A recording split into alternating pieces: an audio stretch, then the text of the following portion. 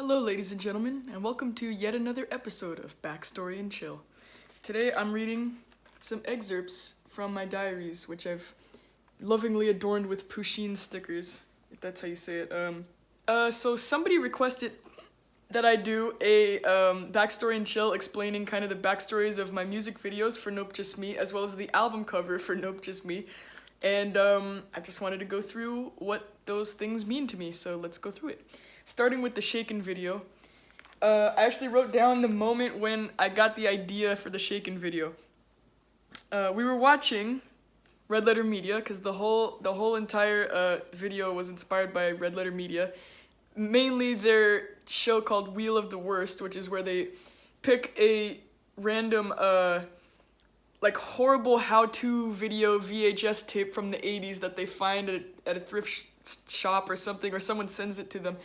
And they're all just really bad videos that they make fun of. And actually in the description of this video, I'll just put links to all the videos that I'm parodying, so you can see what I'm talking about in the video. And I was also in a music video class at the time for my school, LACM, and one of our projects was to create a music video. And we were learning in DaVinci Resolve, which is still the program that I use for all my videos. And so I knew I wanted to do a video with my song Shakin, but I wasn't sure what to do. So I half joked as we were watching RedLetterMedia, what if the whole entire video was like Christmas with Dennis? But then I simply realized, yes, we were gonna do a whole video like Christmas with Dennis, and Energy and Me, and all the Wheel of the Worst tapes I could think to reference. So it just kind of came out of nowhere. I have this sneaky thing that I do where I kind of like latch on to other people's ideas. But it's like I kind of target a fan base that already exists, and RedLetterMedia already has a fan base, but they're kind of niche. They're not huge celebrities or anything. So I was thinking, you know, like RedLetterMedia fans are actually going to be interested in this, and I think it'll also be funny regardless of whether or not you get the reference, which I think is the main rule of parody, I guess. And so I was just really stoked on it, and so we went out and started filming it. And by we, I mean me and my friends from college.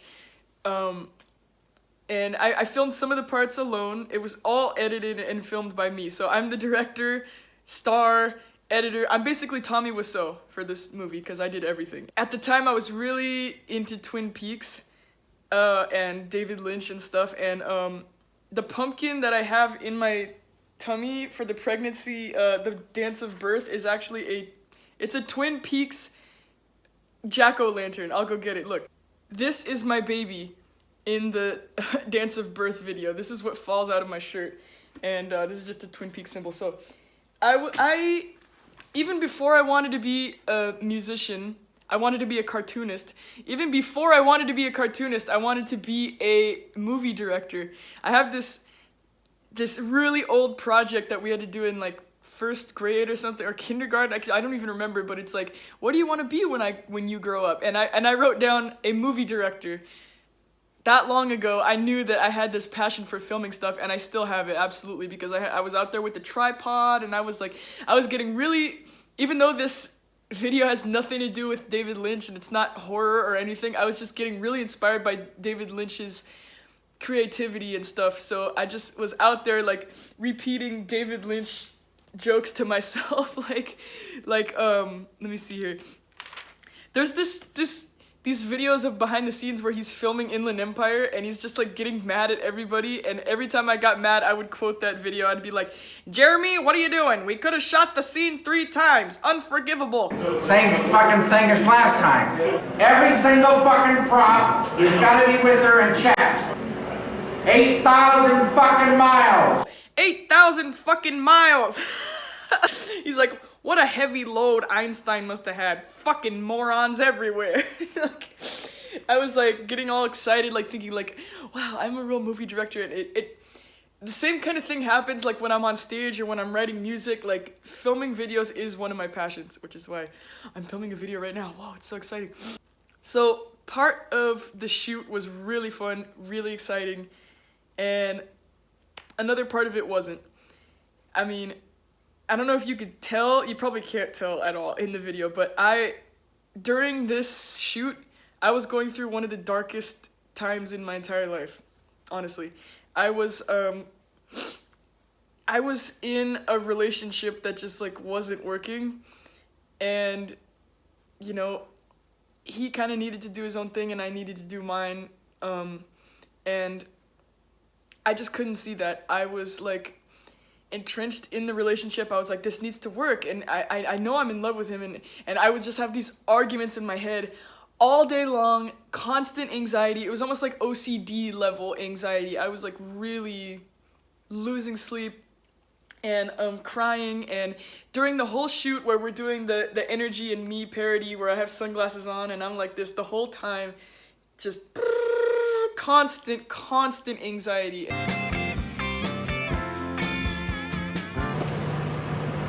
I'm so depressed I don't know what I'm doing.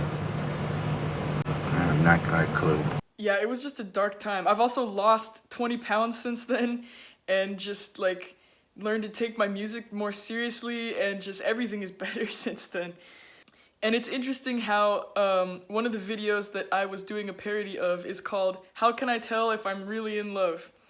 And I changed my parody's title to How Can You Tell If He Really Loves You, or something like that, because how can I tell if I'm really in love was the crux of my horrible anxiety. Watching that video, now I'm just really glad that I came out of it, but you would never know. Looking at all the crazy stuff I'm doing, like with the worms, and it was really bad. It was a hard time in my life. Thankfully, I'm in a much better place now, and so yeah, some of the shoot was really fun. Some of it was really hard to get through without like bursting into tears. And also, I'd like to show you some props from the video. For example, I made these worms out of pink construction paper, and I had to reinforce them with pencils because obviously they just fall over if you go like this. And these are the worms that were making love in the video. I might just like auction these off with like autographs or something. That would be funny. Get your autographed worm today. And this is Mr. Finn, who is the puppet in the parody of Ms. Utterly. Mr. Finn is actually a CD holder. He has like a bunch of my favorite albums in here. So there's Rubber Soul, Overwhelming Color Fast, which is an album that basically nobody talks about, but I like it. And who could forget Chocolate and Cheese, Pure Guava, God Means Satan, all this good stuff's in here.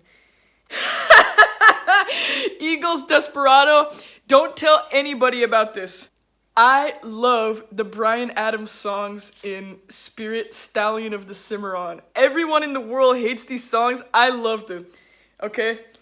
Get off of my back and into my game. If I have any guilty pleasure in the world, it's that. And also one of my favorite records, Ready to Die. And wow, here's a relic of time gone by. Unidentified Flying Cupcakes by Cosmic Spaz. This is a really old album I made when I was like 17, and the title is a reference to Yellow Submarine, because when I got into the Beatles, I was just, you know, you get it. But enough about Mr. Finn. Let's move on. So, I made some notes. Okay, so, by the way, I got an A on the project, of course, because I kicked ass. So, about the Energy and Me part, which is where we're in t-shirts, going like this, doing my choreography. Oh, not only am I the editor, director, star, artist, I'm everything, I'm also the choreographer, because I came up with those genius moves where you go like this. I just came up with it in 2 seconds while watching the Energy and Me video. If you know your resources, that you're renewable, not renewable. And I sent all my friends a video of me doing the stupid thing, and I was like, be ready! Okay, we're going to the park at 1 sharp or something. That's Memorial Park, which is in Pasadena, which is near my school, and it's just, obviously, you know I love Pasadena if you've heard my song Pasadena. So that's Memorial Park. If you Google that, you can see all the frickin' locations where we were filming. And also, the tape smashing, where I smashed the VHS tape with a hammer. I went to a really cheap record store to find a random VHS movie for like $2, and I chose The Wedding Singer because Adam Sandler, just how can you not hate that movie? I'm sorry, like I don't even think I could get through the whole thing. I watched some of The Wedding Singer and I was like, this is the worst thing I've ever seen. So smashing The Wedding Singer at the end of the video just felt so good. Anyway, no offense to Adam Sandler, I think he's actually pretty talented, but that movie was just like. Also, all of the segments that are filmed in like a living room were filmed right here. Right here in this living room is where the magic happens. And there's the piano where I do all the medleys and all that. And here's where I filmed Christmas with Dennis. And here's the other star of the music video. My lovely dog, Deary, who is also the star of Chihuahua Hat and my merch, which is for sale right here. You see, she's a very good spokes dog for my company. You don't do much, do you?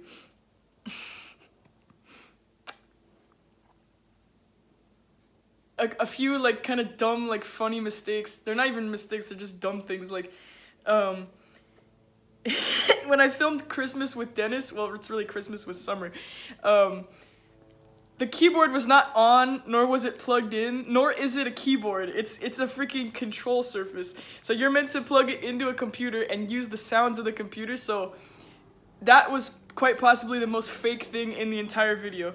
And also, the song was recorded with an electric guitar, but in the video I'm playing my acoustic guitar because that's what the guy is playing in Energy in Me. It looks and sounds a little funky to me because I'm like, the sound of an electric is coming out of an acoustic, but I don't know if anyone cared or noticed that. And another thing was on that whiteboard, when I do the multiplication rap, there was a Staples logo on the side, and I was thinking, I can't have a logo in my music video, like, I gotta edit that out. So I spent like 2 days going in and putting a little blur over the Staples logo. If you look really closely, you can see the edge. It kind of looks really cool story, bro. But that's about all I have to say about that. So, and that's all Deary has to say too, right, Deary? Right, Deary? Okay.